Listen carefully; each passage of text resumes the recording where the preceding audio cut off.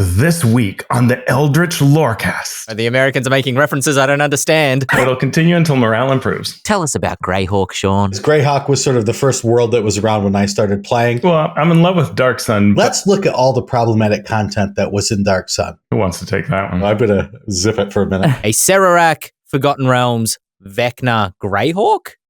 Greyhawk. That Chris Cox is apparently currently playing in Kara Tur. I mean, It is like an opportunity to educate a lot of folks and immerse folks in a culture that, especially now that we have more organic resources of information, the wild success of Radiant Citadel led to a lot of that. All this and more.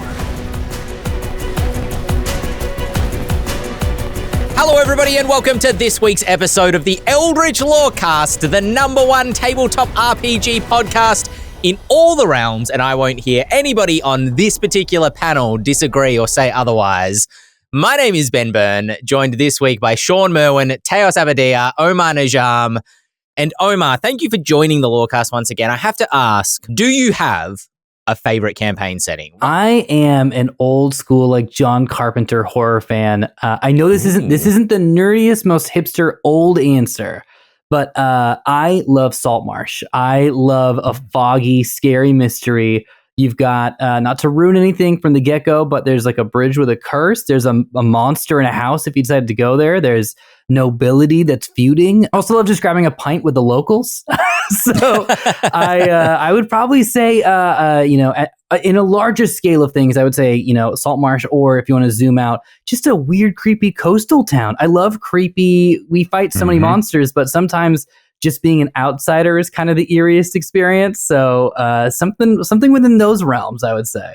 Sure. You've given me a thought, maybe a separate question that I'll ask later, which is like taking what are maybe predominantly D&D settings and then playing a different system in them, or taking a different system setting and playing D&D in it. Because as soon as you, like the way you're describing this, I'm like, could you say like Call of Cthulhu in Saltmarsh, or even something like taking the Candela Obscura rules and putting them in Saltmarsh, or a Saltmarsh-like place, could be really cool. Teos Abadia, also thank you for joining us this week on the Lorecast. What's a setting that you are absolutely in love with? Well, I'm in love with Dark Sun, but in terms of what I think should happen now, like Dark Sun, to me, one of the beauties of it is that it is different from normal D&D.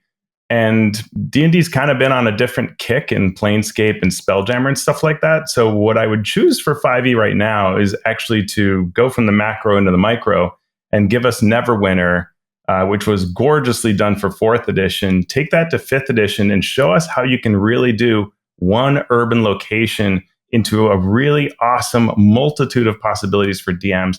Very open design. You decide, what do you want to go with? The Nashers, and trying to take control from the government? Are you fighting Valindra and the Thayans? Are you, so many opportunities, the elves, the whatevers, Gobtel Grim, right? Like, that is a beautiful book that just brings tons of stories into one city and shows you how that can be done. And I think that would really work for 5th edition. I agree. I was writing a campaign recently that was just like one city location, and I was a little bit worried that from the outside looking in, it might seem like the scope or scale of the campaign was a little bit limited, but there's so many great video games that I can think of that kind of really are limited to one city, but there can be so much inside a city to dive into. And last but certainly not least, Shawn Merwin, favorite setting. So to tell you how in sync I am with Teos, I knew that he would say Dark Sun, but then knew that he would say, we can't do Dark Sun, so we're going to do something else. So I'm going to say Dark Sun. Okay. And because people say, well, look at all the problematic content in Dark Sun. And I say, yes, let's look at all the problematic content that was in Dark Sun.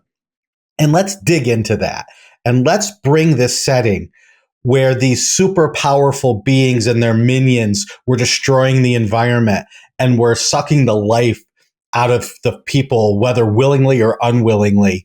And let's just bring that right out into today, because that is the 21st century we're living in. And we need adventures where we can fight that power and show that you can do that sort of content with 5th edition rules in the 21st century and really make it resonate. Amen. Somebody we put a video up this week about the Crimson Court in Astoria, which is a kind of a gothic horror realm where vampires rule and they inflict a blood tax and they kind of use the structures of society to keep the different echelons of society kind of socially stagnant and stuck and unable to rise against them. And somebody in the YouTube comments said, this seems awfully a lot like kind of the way that capitalism is sort of roughly structured. And that wasn't the intention when writing it, but I just kind of replied and said, life imitates art, it seems. Maybe we need a bit of this in a bit of catharsis, if anything, in this sort of in the games that we play. There was a new setting announced for fifth. Well, not a new setting, but a revival of an old setting that they want to bring back and spotlight again in the new 5th edition. Tell us about Greyhawk, Shawn. The funny thing is, Greyhawk was sort of the first world that was around when I started playing. But we never played there. My group, we all made our own home campaigns. The only thing we really knew about Greyhawk was that the adventure modules that you bought mentioned these places, but we hadn't bought the box set, so we didn't know what they meant. So it was cool. It's like, oh yeah, there's Saltmarsh over here and there's Greyhawk City there, but it's like, what does any of that mean? And it wasn't until much later, in fact, 2000, when the Living Greyhawk campaign came out, when we really started to, at least I started to understand all the trappings of Greyhawk, what the different nations were and what they represented and the stories that you could tell there. So in that sense, it was the first setting. It was the setting that Gary Gygax brought his players into the game through. So there's a lot of nostalgia there. There's a lot of history there. And it was interesting that they brought this out for this particular release. But I don't think they're going to make anyone happy except me, because they're not going to make the Greyhawk people happy because there's not going to be enough detail there for them to really grasp it. For the new players, there's no nostalgia for them. So they're going to read this thing and go, okay, it's a world.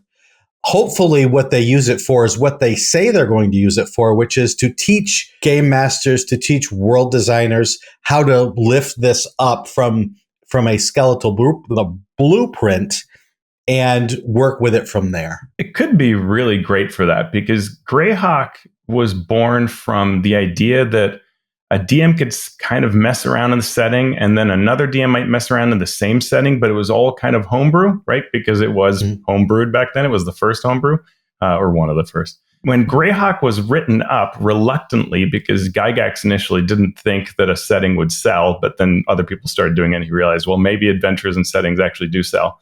And as he wrote it up with great potential, and he wrote it up lightly. Different than Ed Greenwood, when he wrote The Forgotten Realms, he's thinking, I'm writing stories. And he's just filling his cabinet with all of his stories. And when the company buys it, he just gives all of it, right? And so there's just buckets of lore. Gygax is the opposite approach. Greyhawk is a place that's sort of thin at first. And so it can be very hard to say, why is it different than Forgotten Realms? Or what is it that makes it magical? But its magic is actually in its openness and in all of the potential energy that's sort of set up like little powder kegs in each nation with all of this conflict poised to take place. And in understanding the essence of those regions and what you can do with them as a GM is the magic. As Shawn says, if the DMG can actually somehow manage to, in the very limited space they're going to surely give this setting, to say, hey, look at these little powder kegs and how you can make powder kegs like this in your game and then light them on fire with the help of your players, that could be amazing for what the DMG needs to do. Is it amazing for Greyhawk and Greyhawk fans? Probably not, right?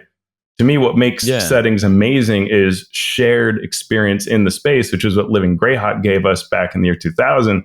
Thousands of people all playing in these areas and expanding upon each of these regions. That was true magic. We won't get that. Do you have a preference? Because to quote the great Shawn Merwin, and I will always remember this quote. I've quoted it a few times on the Lorecast. Shawn said to me once when we were working on some kind of background lore for Grimhollow, we don't write history. We write the tools to give GMs to create history with their players at their table. And there's a tension there that we feel very much as the kind of stewards of that setting, because there is kind of a bit of a lack of detail in the Grimhollow campaign guide. You know, it's kind of brushes over the top of a lot of different things that are happening. Even, I mentioned earlier the Crimson Court. In the Grimhollow campaign guide, they're not all named. There's meant to be 7 of them, but you don't know who those 7 are. You barely even know who 1 or 2 of them are. They later got named in a campaign book, Citadel, because, campaign books, for my money, are meant to kind of do a little bit of that heavy lifting for GM, so you don't have to invent all 7 members of the court yourself if you want to feature them in your game. That book right there, that one right there, indeed. Tiny little thing. I can do my exercise with this thing. This thing's gorgeous. I brought it to just say thank you, because this is my plug for you on your behalf. Yeah, go out and buy this thing. It's incredible. Oh, thank you so much. I mean, I didn't work on it. I appreciate that on behalf of James Hake and the writers and artists who worked on it. But we get a lot of folks who ask us, like, why don't we have more detail in this lore? I want to know what this information is. I want to know what that is. And different folks are going to have different preferences in terms of, I want room to invent because I'm a homebrewer GM and I like to create lots of stuff, or I need a lot of guidance, I need a lot of direction, and I want to know all the details as you envisage it as what is canon within the world.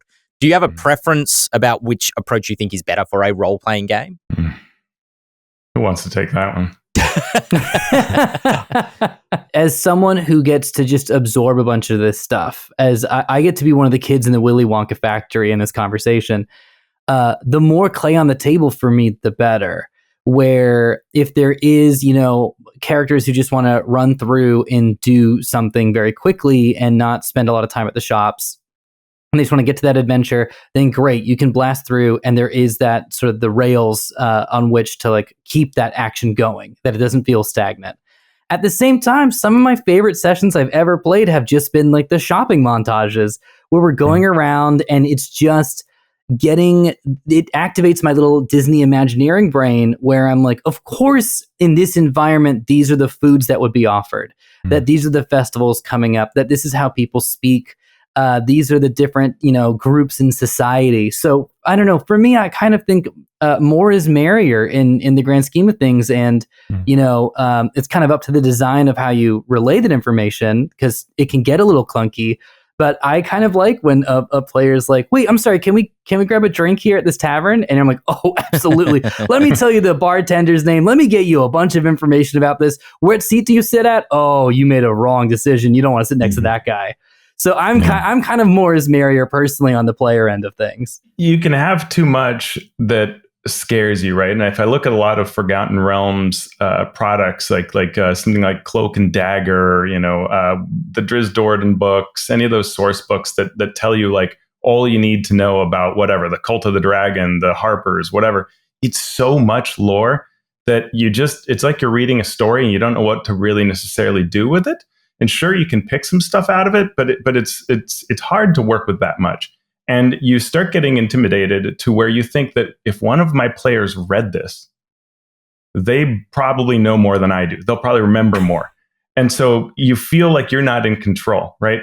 And I think what books are getting better at, and a lot of non-D&D products are getting good at doing, is giving you a little more of that feeling of what the world's about, but the space for you to do like what you're talking about, Omar, right? To add to it and make that interesting, make that resonate, make that be about the story of the characters at the table. That's when it really shines, right? If you can give me the stuff that's going to help me want to do something with it, but make that easy, right? Don't just say, and there's an empty spot here, right? But give me some ideas and how I can go and fill it. Then we'll all have a lot of fun filling it together with the players. If as the game designer or as the world builder, you can be an architect without being a storyteller, you need to understand stories to help the game master and the players be the storytellers.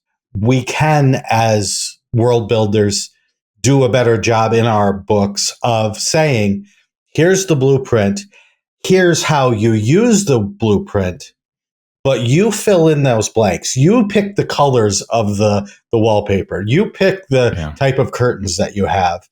Here are some suggestions, but we want you, because you, game master, know exactly what characters your players are bringing to the table, and we don't. So we want you to be able to say the barkeep has this secret. The barkeep can be anyone It can be any character you can imagine. But this secret that the barkeep has is what leads the characters off on their first adventure. So make whatever you need to. Make it the sister of this player. Make it the long lost uncle of this other character. Whatever you need to do. But this secret, that's the important thing. What I thought was interesting was that a lot of characters that I think folks associate with the Forgotten Realms through 5th edition are not Forgotten Realms originated characters, apparently. Again, this is not something I'm know a lot about, but characters, to my understanding, like Mordenkainen and Tasha kind of originating in Greyhawk and not Forgotten Realms. Does Greyhawk have more of those characters than Forgotten Realms? Oh, yeah. Oh, really? Yes. We were just talking, some friends of ours were talking about this, and I teased Dave Christ of Baldwin Games by saying, the awesome Forgotten Realms characters like Mordenkainen and Tasha. And he just, he's like, stop it. It hurts because it's true. What's interesting is there are plenty of NPCs in Forgotten Realms, but for some reason, Wizards just loves stealing ones out of Greyhawk. I mean, Tasha actually doesn't even have that much lore, and they still had to bring her into the Forgotten Realms and many multiple dimensions. It tortures me every time it happens, because I do think that some things should just stay in other worlds. A Serac, right? Vecna. It's not just good guys. It's everybody, right? I think a big part of it is that spells are named after people like Mordenkainen, right? And artifacts are named after Vecna. And so that's the reason why they keep stealing it for parts. But stripping Greyhawk for parts erodes what Greyhawk is, which is actually kind of interesting, because I think Forgotten Realms is a lot more Elminster than Greyhawk is Mordenkainen. Greyhawk is actually less dependent on its NPCs in its adventures, for example, than Forgotten Realms tends to be. But for some reason, perhaps because of these spell names and artifact names and so on, Wizards just keeps doing this process. And I think it is a bit of a shame. It would be nice if we could remember them through Greyhawk. I get the mechanics of it. You don't want to dilute your Forgotten Realms cash cow, but it hurts. Yeah, I had the exact same thought of Tasha's hideous laughter is a specific spell that people remember the name of from 5th edition, and it's become, for players who started with 5e, iconic to 5th edition. Therefore, Tasha must be from the 5th edition setting, right? I would imagine that's how that happened. But you're right, when you mentioned a Serac and Vecna, correct me if I'm wrong, a Serac, Forgotten Realms, Vecna, Greyhawk? Greyhawk. Mm-hmm. Oh, they're both Greyhawk. Mm-hmm. Oh, okay. Well, that completely destroys the point I was going to make of Vecna eating a Serarac's lunch, proverbially, when he came across. But he was already eating his lunch, so it's okay. We also have announced another... Look, there's a couple of these coming along, and I'm losing track of which ones are which. Another kind of D&D history book, a celebration of the history of D&D, if you will. This one is kind of set in universe, so to speak. It's more of a fictional book than a publication history. 360 plus page hardcover diving into the various D&D world settings, narrated by Mordenkainen, famously from Greyhawk, including Greyhawk, Mystara, Dragonlance, Faerun, Eberron, the Feywild and Shadowfell, grouped together for some reason, Spelljammer, the Nine Hells, the Abyss, Sigil, and the Far Realm. Who's excited for that train ride? I always am. Even though I will worry about the implications of what such a book is trying to pack into a single tome, I will always go through those things for little tidbits, and I love retrospective books, and I will still eat this up with a spoon. Because I love all these worlds. I do enjoy reminiscing about them and looking over them and going back to exploring them. So I'm sure I'll enjoy this book. It's also written by Adam Lee. Adam Lee does really great work. It's nice to see him. He did a Tarot deck not too long ago, and now he's doing this as well, and got this license deal with Wizards. So that seems great to me. Short stories as well, kind of original fiction written for this book. There's a couple of authors. J. Lee Johnson, who we know, I recognize that name, did some stories, some novels around the D&D movie, but also some other recent D&D themed stuff. Jody Hauser and Eric Campbell, Jasmine Buller, and Jeffrey Golden contributing on that book as well. So it's a pretty good lineup of. I mean, it'll be a fun dive if nothing else into those settings. Especially if you're not familiar. I had never heard before now, or maybe you'd heard the name of the Far Realm and Mystara. Those are two that are kind of blank spaces for me. How important are they to D&D's cosmology? Take it away, Shawn. The Far Realm is where the beholders, beholders, mind flayers. It's the Cthulian other place that's not geometrically knowable. Mystara is, if I sometimes mix these things up, but I think that's the world from the D&D basic set. Yeah, the known world. The known world, the basic rules and the products that followed along those lines, they were set in a world called Mystara. The Feywild and the Shadowfell were introduced in 3rd edition or 4th. I feel like 4th really codified what they are, though they've been around in some manifestation kind of forever, but they were, that's where they truly were mirror worlds, right? That mirror ours. Shadowfell is, if you do Stranger Things, it's the upside down. It's that negative energy, whereas the Feywild is the positive energy alternative to that. Both dangerous for different reasons.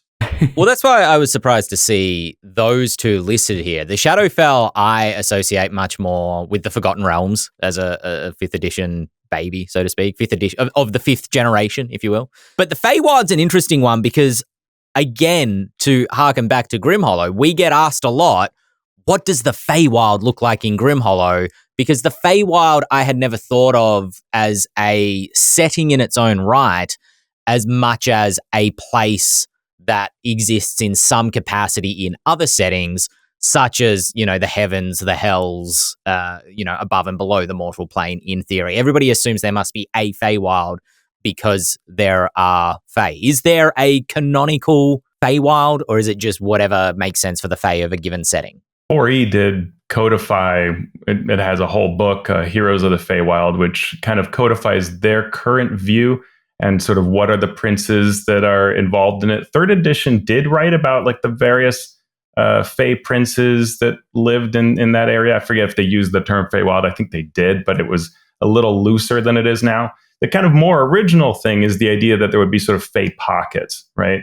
That you might be able to get into sort of a Fey area or a Feyish area. This really kind of says it's a layer that goes over on top, the way the Shadowfell does. And there are lots of Shadar-kai. And so like in the Vecna adventure, we see Neverwinter, and then we see Evernight, which is the kind of dark reflection of Neverwinter. And that's a world that's all monotone grays and whites. If you're interested, check out my YouTube channel later this week. They'll have a video on it where I'll show it off so you can see what Neverwinter looks like in monochrome. And then there's like the river is actually magma. So it's sort of the dark version of it, right? Because it's got this like fire instead of water.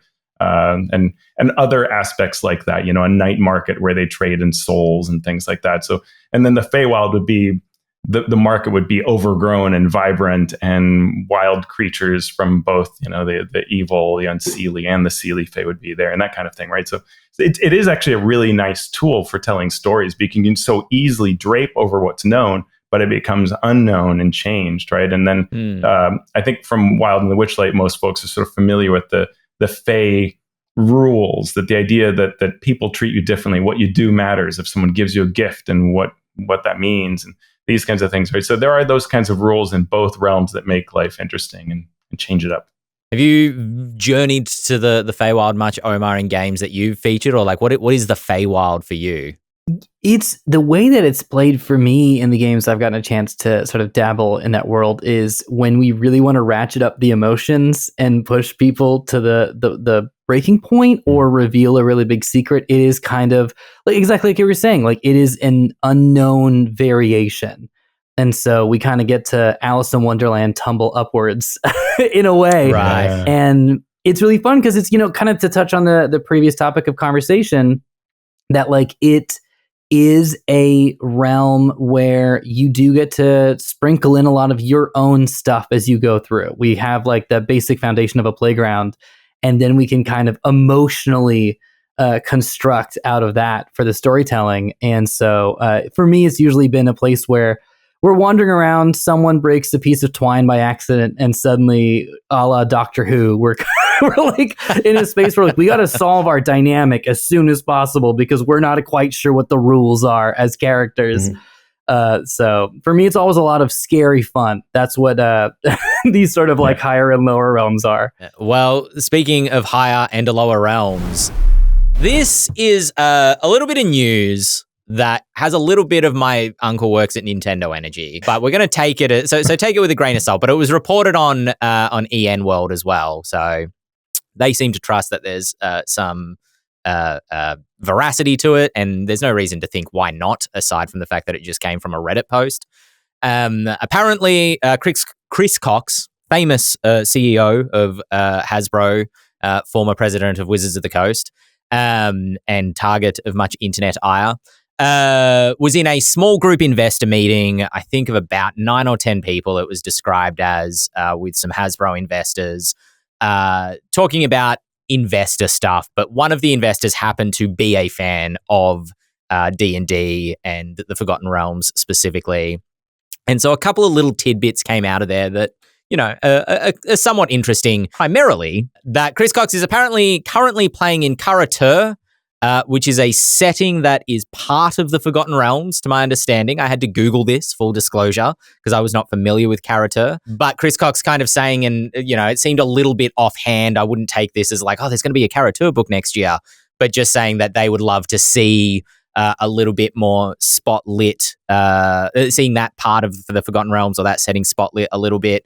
For those like me who had no idea what Kara Tur was, what is Kara Tur from the experts? Kara Tur is a region that combines primarily Japan and China into 2 large islands that are joined by a golden road to the rest of the Forgotten Realms.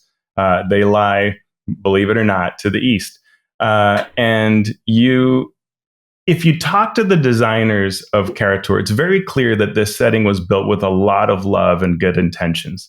A lot of hard work went into creating this setting back in the era in which it was written, in a way that would be really cool for everybody. Right, that was the goal. And talking to any number of them reveals that over time we've looked at this differently through the lens of cultural appropriation and other issues, which probably Chris Cox should have looked at through that lens, because this is the kind of news that comes out, and it's just going to make a lot of people go like, oh, of course he plays his setting as Kara Tur, right? Good job, white guy running the Kara Tur setting. I'm of split mind on that, right? On one hand, I don't know that he needed to share that, but of course, everybody could play wherever they want, and it can be a super fun time. The difficulty of something like Kara Tur is that because it's been written through an 80s lens, which back then things were very limited. And if you listen to the articles of the writing of Kara Tur, or the writing of the Arabic setting, any of these, they were doing their best with no internet, right? With very limited information to kind of feel what kind of real world, analogs they could construct around. And a lot of it reflects the movies of the time, which are wrong in many ways. And so you can end up with things that are very stereotypical, with things that are tropes that are overdone, and you can miss out on the beauty of the actual cultures behind it. At the same time, you can also be, I think, honoring that concept and reaching for that, and in fact, wanting to learn more about these cultures because of your play. I've written, I think, 3 times with Kara Tur concepts, twice on official projects. And in each time, that's what I've been trying to do with the space, right? I grew up in Colombia, and I would watch martial arts flicks and read comic books and manga and all of that. And I have Japanese art behind me. I work with folks in Japan a lot. I love this stuff, and I'm no expert in it. I still love being in it, and that can be okay, right? So I've said a lot. I'll turn it over to the rest of the folks. I would love to see this setting fleshed out in a way kind of similar to, Ryoko's Guide to the Yokai Realms was a really beautiful looking 5e supplement that was worked on by a lot of people from Japanese culture, and to my understanding, handled in a really respectful way, coming from Japan to a large extent. And so I would love to see that setting fleshed out. I am also really fascinated and interested and really enjoy delving into Japanese culture kind of specifically, even though it is very romanticized in the West, you know, in the same way that, you know, our understanding of certain types of people is romanticized. I'm thinking, you know, samurai versus like how cowboys have become this romanticized thing, and knights in medieval times have become this romanticized thing. So I would love to see it fleshed out in a way that is suitable for that setting. But obviously, you need to get the right team in place to be able to explore that in a way that is authentic and not just like, I like katanas. We're all wielding katanas now. You know what I mean? I mean, it is like an opportunity to educate a lot of folks and immerse folks in a culture that, especially now that we have more resources and more organic resources of information. I know that you know, the wild success of Radiant Citadel led to a lot of that, where a lot of the conversations coming out of that and a lot of the experiences weren't people playing in a realm where they were taking control of another culture or being a savior of another culture, but instead were kind of getting to experience a version of it that were written by folks who were bringing stuff from their own lives and their own experiences and sort of destroying the monolithic experience. So anytime I kind of hear stuff about this, I'm like, if we do it right, though, this could be really rad. Like, this could be, like, it could be. The conversation of it would be like, did you know at one point this was a contentious thing? And it could be something so beautiful and wonderful and kind of what we all kind of aim for with stories in general, which is sharing parts of our lives and creating collective experiences. So we'll see if I get the blue ribbon for overly optimistic, but I don't know. I would love for this to be rad if it were anything to come of it. I agree with you. The reality, and Michael Pastor in chat is talking about this, that, you know, Wizards looks at it and probably rightfully says, why would I even bother? I'm just going to people are going to take shots at me no matter how well I try to do this. And I'm going to get shots from lots of different sides, right? For lots of different reasons. If you try to do it right, there are people who will be angry at that. And if you don't do it right or fail in any minor way, you know, that will happen. I mean, I looked at Chult in Tomb of Annihilation as a really good attempt to modernize what the original setting was like and to move the lens of what it meant to be the foreign influences in that land and cast them in a more negative light and allow you to work against them. It's still got a lot of criticism, right? And so there is that chance that Wizards will just say, yeah, this is all too much. We're out of here. We're not going to touch it with a 10-foot pole. And that, I agree with you, it's a shame, because I think moving forward, the only way we move forward is by doing. And we have the technology needed to put people of diverse backgrounds and actual lived experience with Asian cultures into the room to write great stuff, right? That's not a tricky thing to do. One can do that. A couple of other tidbits that fell out of that investor meeting. The same investor who's a fan of the Forgotten Realms suggesting that print novels that are no longer in print could be made available for download by Wizards of the Coast or by Hasbro, such as some of the old Drizzt novels that are no longer in print, which I think is a cool idea. You know, there's kind of this is talked a lot about in video games, which is like preservation of history and preservation of things, and so that could be a cool way to preserve some of those older parts of the hobby. And also the investor asking about fans having difficulty getting their hands on Spanish language D&D books, which Chris Cox replied to was due to a distribution issue with a former licensing agreement in the sort of Latin American regions. Didn't elaborate on what that was, didn't say whether that issue was being sought to be resolved. So, yeah. At the end of the day, you're going to, you are in the position to work your distribution channels. And if they're not working, it's your responsibility to fix them. And I think that, Wizards before had some issues where it was very inconsistent in some countries. Translations and distribution was working great. For example, Japan. And in others, it was working very terribly.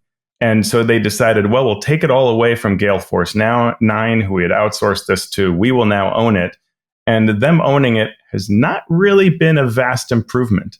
Their dreams of we will release everything all at the same time has not happened, even with them reducing what would be translated. They've reduced the number of countries where translations are available, and it still isn't working right.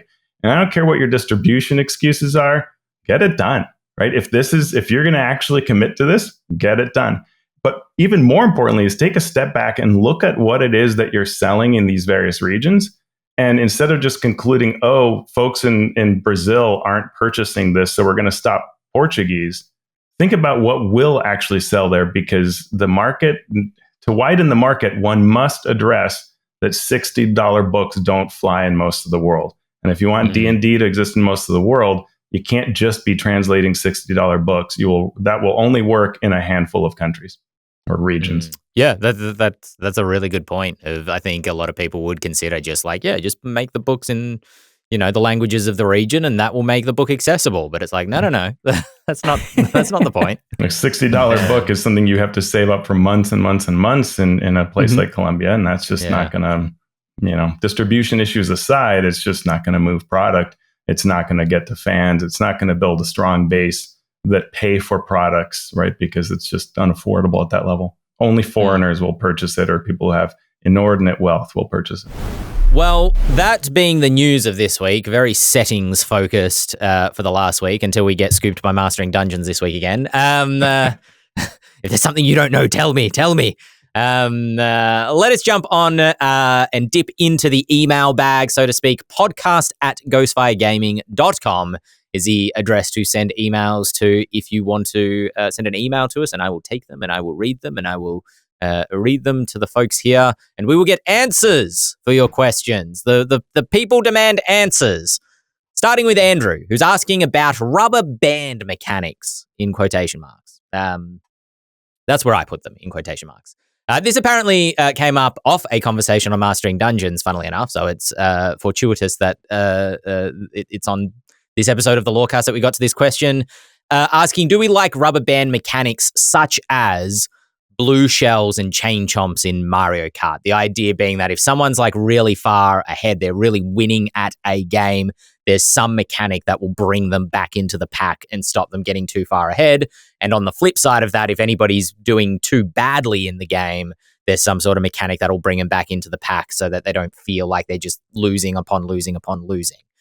This rose out of a conversation on Mastering Dungeons around Daggerheart's succeed with hope or fail with fear dice outcomes, which apparently, according to that conversation, and Shawn and Teos, you can agree or deny, led to unsatisfying situations where winners kept winning to the point where the game didn't feel like a challenge, or losers were being punished even further for low dice rolls. But to Andrew's perception, the succeed with fear or fail with hope mechanics are intended to kind of rubber band that a little bit, where if you fail with hope, at least you're not, you get a little bit of something. I think that you have to look at them in two different ways. I call them catch-up mechanics, so I'm going to keep calling them catch-up mechanics. They work one way if you're competing against someone, and they work a different way if you are all on the same side against the story. And so you have to look at it. What are these supposed to do? And if you can then put a goal for what they're supposed to do, you can find a way to implement them so that they can do what they do. What Teos and I were talking about was a little different than this. We weren't really talking about them in terms of catching up. We're talking about it in terms of adding complications or adding benefits when it happens every time. When you always succeed, but there's always a complication, it becomes very hard to come up with complications every time.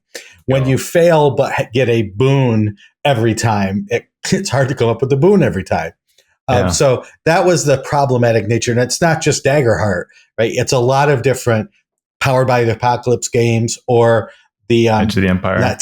It's the Genesis system where you roll the funny dice with the different symbols and have to translate those. It's those sorts of games that can be really great, but it takes a very good game master or someone who has been taught how to do it in order to run them well. Yeah, and I think that is really true, that it's less catch up than it is trying to be narrative around it.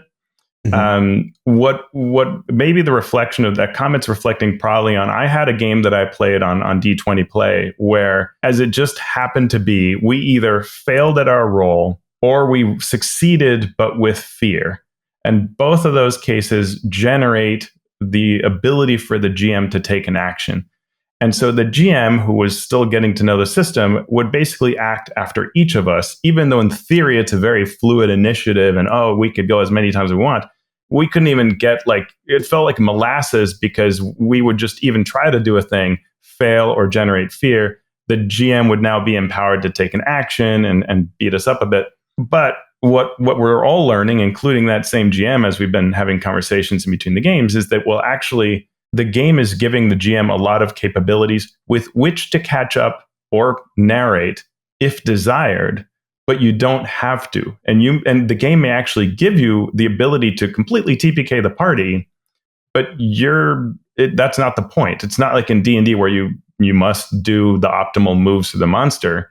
You are choosing whether you want to act now, and you don't have to, right? And you can wait and do other things or activate terrain or do many other things rather than just break up and take a turn. So you don't have to catch up, if that makes sense. Have you had a chance to play Daggerheart, Omar? I haven't had a chance to, and I want to say that in public because I haven't been invited to some games that some of my friends have been running. So I'll say it here and now. It hurts a little bit. Yeah, throwing them under the bus. We can even play we can play online, folks. There's no excuse anymore. All right, that's it. Teos, get the dice. Yeah, let's go. These mechanics are so interesting, though, because in theory, I very much, especially if I get to run a game for some folks who I don't know very well, the idea of keeping everything within that realm, like you were just saying, within the realm of storytelling and entertainment, that these are heroes. And that we're going to cook this in, that, a Pathfinder 2, I feel like has a little bit of this cooked in. There's some of that in Blades where you can just make a huge move and throw the sword at the dragon in a way, and it'll take you out of the scene, but you do a huge impact. And I feel like there is some fun there. I will say with my old friends that I grew up with that I've played, TTRPGs with for forever, I love the nitty gritty just too bad. It's the math too bad. I love the relentless, you can't catch up until the table turns, of course, and they're walloping on a monster I'm running. And I'm just I thought this was going to take, we have a pizza in the oven. It's nowhere near ready. But yeah, I think depending on the crowd, I think there's a lot of fun. But if it is PvP in any way, I do love that Mario Kart element because there's a flavor of when you get hit with the blue shell, you feel it and you hear it in the room. Everyone screams when that blue shell hits. So if you can capture that with the mechanic, then absolutely. Yeah.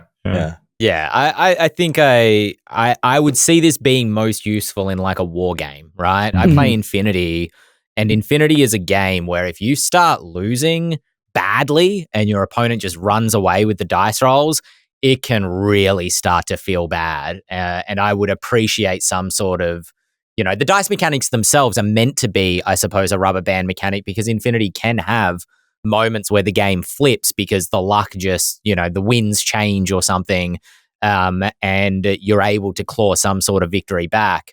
But when it starts to snowball into, a situation you can't come back from, that's no fun for the losing side. Although that being said, I will admit Infinity is a game where it is a lot of fun to crush your opponent. What game isn't? From a tabletop RPG perspective, it's interesting because Daggerheart sounds like a game, again, as someone who hasn't played it, but from what you just described, Teos, where the GM has to accept that they're not competing against the players, they are the GM, and that these tools, these currencies are there to assist them. Somebody said in the chat a moment ago that they don't like GM currencies much, and I think as someone who hasn't played a lot of games that use them, I agree. I read, actually, funnily enough, the Infinity role-playing game by Modifius has a lot of GM currency in it. That, to me, feels restrictive because it feels like the GM's not allowed to invent unless they have, resources and currency to be able to use. But in Daggerheart's case, specifically from what you were describing, it definitely sounds like it's this is a tool for you to employ that tries to balance the game in a way. But if you are employing it mercilessly, it's not balancing the game. It's really tipping it against the players. Yeah, it's really interesting. Like folks who love Cypher System or Numenera, where there's the GM intrusion, I have trouble even understanding why this exists, right? Like if I think this should happen in a scene, yeah, I will just do it. Like I don't know why I would offer you XP to see whether you want it. For one thing, to me, that just breaks immersion and destroys the scene I'm trying to actually set up, makes it way harder to make it fun. And then we get into this mechanical discussion of whether you want to take XP or not, and to allow me to intrude on the game. Like, I'm the GM. Shut up. I'll intrude when I want to, like in the nicest way possible. I'm doing it for you, but like, yes, I will intrude when I want to, or change the situation. And there is some of that to Daggerheart, where I think that, there's so much token spending or currency spending that it is a little bit like, I'm moving two things over, your brother shows up. And that maybe does slightly undermine just saying your brother shows up. But I think it's not too big a deal, right? Like you could easily you chuck the currency aside and you just say it. And I don't think most players, whether online or in person, would care that you threw two tokens to one side or the other and then said that someone's brother showed up. I think the emphasis is your brother showed up. And that obviously means something, or he wouldn't have chosen that example. And so now it's drama time, right? And I think that's the kind of concept they're going for. I think it can work okay. Yeah, and it's weird. It's Daggerheart is very much a powered by the apocalypse driven game, but it does have differences. And one of those differences is GMs make moves. And in a normal, I'll say normal because every one of them is different, but in a normal powered by apocalypse game, the GM just makes the move. If this happens, I'm going to say, all right, you ran past the dragon bites you. I don't have to spend any tokens. I don't have to think anything else. It just happens. Whereas when you're not in combat, you can do that in Daggerheart. You don't have to spend fear or spend tokens to do those things outside of combat. Once you get into combat, or you get into the second by second track the actions mode, then you do have those. So I think it's trying to bridge that gap for game masters who may have only played D20 type games, to say, when you're outside of combat, do whatever you want, do all this. When you're inside combat, just follow these rules to kind of keep things aligned a bit. Mm-hmm. And so I could see why they would do that, to try to ease game masters into the combat, at least, of that sort of system. Yeah. How does Daggerheart decide the start of initiative, right? Because in 5e, there's a slight disconnect that I've had at a couple tables, particularly with newer players who are like, I cast Firebolt at this guy. I'm hitting him with a Firebolt, and you're like, all right, everybody roll for initiative. And then the villain, the foe, rolls a higher initiative than the person who said I cast Firebolt, creating a bit of a disconnect. For me, I've always said that because the rules dictate who's got the fastest reaction time, it's kind of like a quick draw. When you start casting that Firebolt, they can see you start to cast it. They can see you pull the gun out of the jacket. They can see you draw a knife before you have a chance to actually stab them. How does Daggerheart decide that at the start of initiative for a game that is relatively initiativeless? Is it just whoever said it first, and then you go into a fight from that point? So first, I have to feel like we should all receive like a free Ghostfire product because you, as an Australian, said the word knife. That's not a knife. No, you need me to say the other cutlery. I need to say all forms of cutlery first. But yeah, I mean, Shawn, correct me if I'm wrong, but I mean, it's just essentially like, there are no turns, or there is no real initiative. We just are in combat. And so if you cast, whatever your spell is, we are now in combat, and it began with you doing that. And it may continue with doing the next thing, depending on how we feel things are happening, right? Like in some ways, if you've ever watched Acquisitions Incorporated, it's always hilarious that there seems to be one character, like Patrick Rothfuss's character Viari, who gets away with doing like, I want to run up the back of the dragon and jump from the chandelier, and then I want to drink a potion, and then I want to stab this other guy, and then I'd like to go to the treasure chest. And somehow Chris Perkins will say yes, and the next person tries to do two things, and it's like no, and it's like a running gag, right?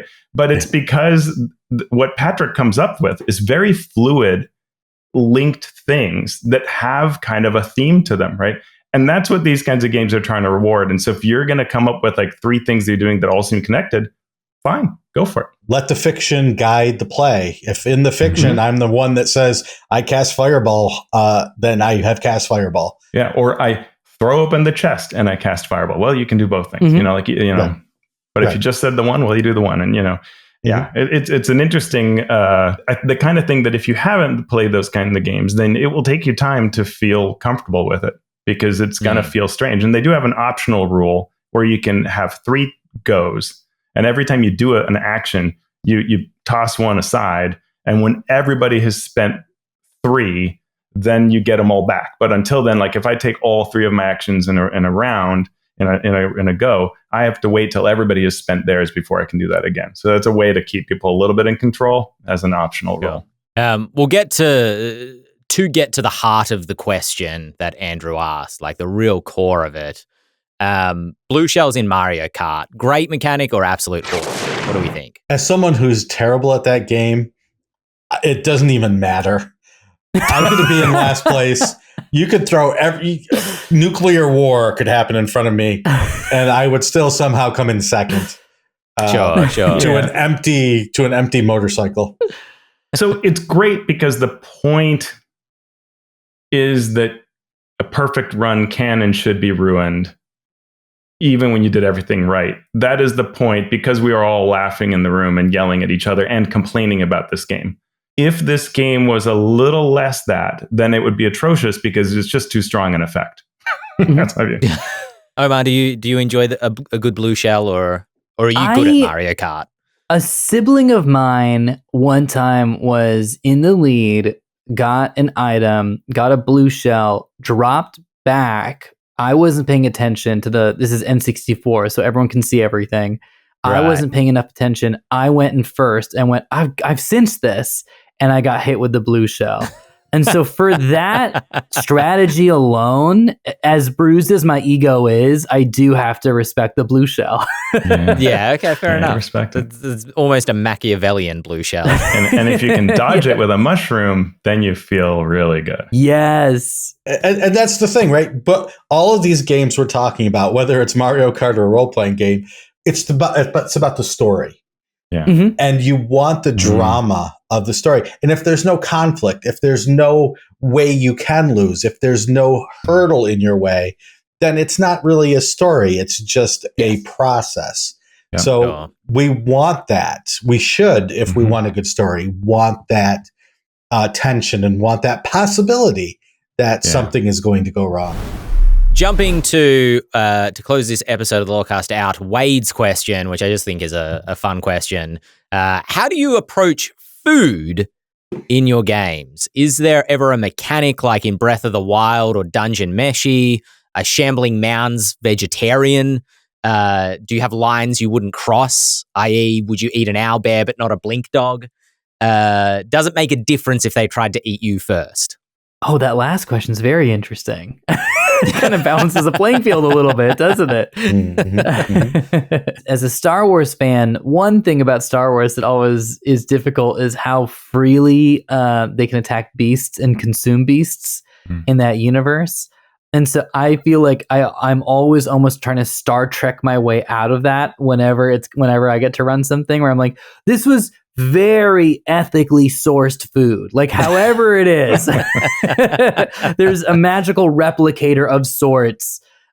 This was essentially like lab grown meat or something. Like, we don't have to ask any ethical questions necessarily. For sure. Yeah. Because there is that Star Wars where the little thing that sits on Jabba the Hutt, was it in The Mandalorian or something? And he's like sitting in a cage watching his friends be roasted, and it makes you go, wait, back up, wait a minute. Are those intelligent creatures? Should we be eating them? Yeah, like porgs. It seems dark. Are porgs smart? Yeah, exactly. Sometimes they make a better pet than a meal. Dungeon Meshi is brilliant. I generally don't do a whole lot with food. I say that despite having designed taverns and things like that for my characters. But as a GM, I don't tend to do too much with food, except for one thing, which is that magic is often great in a different world when you transmute it somehow. And that's something that Dark Sun did. I knew I'd get back to Dark Sun. is it got rid of potion bottles because that's like watery, right? And that's like it doesn't sort of fit with a world that is so devoid of liquid. So instead they have potion fruit. And you can take that and play with it to a fair amount. So I had a village once in Dark Sun where folks came and they were, running out of food and things like that. And he gave them each a leaf, this druid that was the town lead. And said, this leaf is not just food, though it can be food. It will do more than that. It will guide you on your travels. And so they're like, oh, and so then there was great respect to this food. And when they would eat it, it would give them a vision of something in the future. And once one of them tried it, then they're like, oh yeah, we got to save this, right? Like, use it when we really need it. And so it might be when they were starving, or it might be just because they needed to know what to do. And then I had like just so much fun riffing on what is it that happens when you eat this thing. And that is so much better than a potion of healing, right? Or a good berry. It's so much more interesting. Yeah, the good berry thing is strange because I was playing in a game where we came up on a cave and people had been locked in the cave for days and they were starving and they were so hungry. And we're like, here, have this berry. And they're like, what? They're like, no, really? Go ahead. No, we want food. I'm like, eat the berry. No, you've got rations there. Give us no, this is better, really. And it turned into this comedy routine of us trying to get them to eat this good berry that would save all their lives. But they wanted like the dried rations that we had, which makes sense. But yeah, in a world of magic it's the high magic, high fantasy versus the survival fantasy. Yeah. If you're in the survival fantasy mode, then food and nourishment should be a huge deal. If you're in high fantasy mode, then it's probably not quite as important to focus on food as survival. You can do food as magic, food as other story elements or other fantasy elements, but it doesn't get down to that theme of survival that you might have in a Dark Sun type setting. And 4th edition Dark Sun even tried to simplify it with the use of what were called survival days. And these were just sort of units of stuff that keeps you alive, right? And then what was great is that you could do things like this storm comes along and each of you loses 1d4 survival days. And we don't have to super explain like it's my rations or I have 10 or whatever. Like you have X survival days that you left town with and now you lost some of them. And that's a little bit of pressure. And then when you run out, what you do, and you can come up with fun things. Like there was a season of D&D encounters where, you run out of your survival days. And so then you get to introduce stuff like, well, here are these giant bees in a hive and there's honey coming out. So do you risk it? Right. And then you get really like that classic pulpy old TV show type of feel where like, the person wearing almost nothing has to scramble up the rock and try to get the honey out without the bees all awakening and going after them. And of course, then their character dies because it starts. Sounds like my kind of setting. Me too. No fun, everyone dies. Excellent. Wait, Teos, you had a whole adventure about food preparation. What was that adventure? Oh yeah. Well, Adamantine Chef was all about, that was the idea of like the Iron Chef kind of thing, right? Where there's a cooking kind of competition going on. And the whole idea, and this was set not in Kara Tur, but Kara Tur characters and concepts.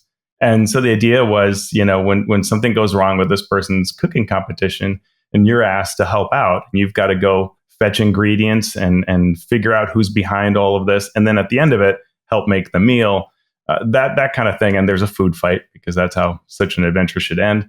Those kinds of interaction are a lot of fun. And you can have a lot of fun with, it was inspired by actually a living Greyhawk adventure that someone wrote at a convention where there was a food fight in it. And they had the food functioned sort of as bombs or tanglefoot bags or things like that. And that was a lot of fun. And I was like, oh, someday I must do something like that. And so did my own version of that. And that is a lot of fun. Well, we've come full circle there, coming back to Greyhawk. Omar, where can folks find you if they want to see more of you on the internet? I know you're involved in a couple of live plays and different things. Yeah. If you want to check out, some stuff we mentioned earlier, the Unseelie were mentioned, so I'll shout out Dimension 20's A Court of Bam Flowers. If you want to see the brilliant Abria Iyengar play around with Fey rules, it's a really, really good time. The show Daisy Quest is also something you might want to check out, which is run by the aforementioned Jasmine Buller, who is an incredible GM and an incredible writer. I am also doing a couple things over on the F and Funny channel, and for the most part, if you want to follow stuff, I need to post more. I've been doing too much in real life stuff. I've ceased to exist digitally. But Omar Najam Film on Instagram, and also just play some good games, have some good times, and maybe I'm starting to think maybe I want to introduce a little bit more food and cooking and family meals into my games, where we kind of wrap out each session with just a little potluck or something. Right. Whatever you eat in the tavern that night is what you cook for dinner for the group. Good way to start a session. All right, we're at camp. What are we all eating? Teos, obviously you're on the Mastering Dungeons podcast with Shawn, but where else can folks find you? If you go to the YouTubes and you look for Success in RPGs, you'll make me very happy by looking at my series of videos on how to succeed in the role-playing game creator industry. I could use some views there, so I would love everybody's help in checking it out. You can go to alphastream.org, and there you'll find my blog with links to everything and lots of fun articles too. Thanks for having me. No, thank you both for joining us. If you want to catch the Eldritch Lorecast live, you can do so on Twitch Monday evening, 7 p.m. Eastern Standard Time or 4 p.m. Pacific Standard Time. It's 9 a.m. Tuesday, Australian Eastern Time. So I got a rest of a day ahead of me. Otherwise, find us on YouTube, likes, subscribes, all those things. Very much appreciated. Do as Dale says and email it to your grandma. Email it to your grandpa too. Just email it to everyone so that more people can see the Eldritch Lorecast. All right, we're getting out of here. My name's been Ben Byrne, here with Shawn Merwin, Teos Abadia, Omar Najam, and we will catch you all again for another episode next week. Ba-da-da, ba-da-da, ba-da-da. Ba-da-da-ba-ba. Ba-da-da-ba. Because Dale isn't here to hold the line on the ba-da-das.